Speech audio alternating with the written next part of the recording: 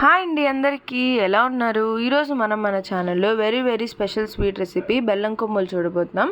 దానికోసం 2 కప్పుల గోధుమ పిండిలో కొంచెం ఉప్పు అండ్ వేడి నూనె వేసుకోండి, సో దట్ గుల్లగా వస్తాయి.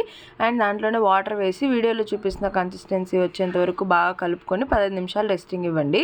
ఆ తర్వాత పిండిని బాగా నీట్ చేసి 2 ముద్దలుగా డివైడ్ చేసుకొని చపాతీ లాగా రోల్ చేసుకొని సైడ్స్ని కట్ చేసి మీకు నచ్చిన షేప్లో కట్ చేసుకొని రెక్టాంగిల్ ఆర్ స్క్వేర్.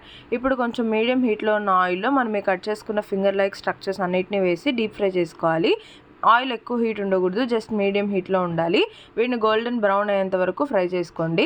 బెల్లం పాకంలోకి బెల్లం కోసం మనం ఫస్ట్ 2 కప్పుల బెల్లం తీసుకొని దాంట్లో కొద్దిగా వాటర్ యాడ్ చేసి కరగడానికి పొయ్యి మీద పెట్టండి. బెల్లం కొంచెం కరిగిన తర్వాత దాంట్లోనే యాలకుల పొడి కూడా వేసుకోండి.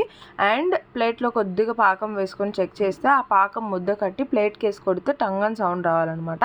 అక్కడ వరకు మీరు పాకం పట్టుకోవాలి.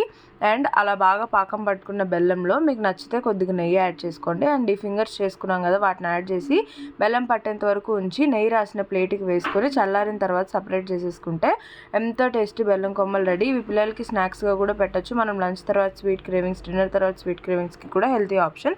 వీడియోస్ లైక్ చేయండి, సబ్స్క్రైబ్.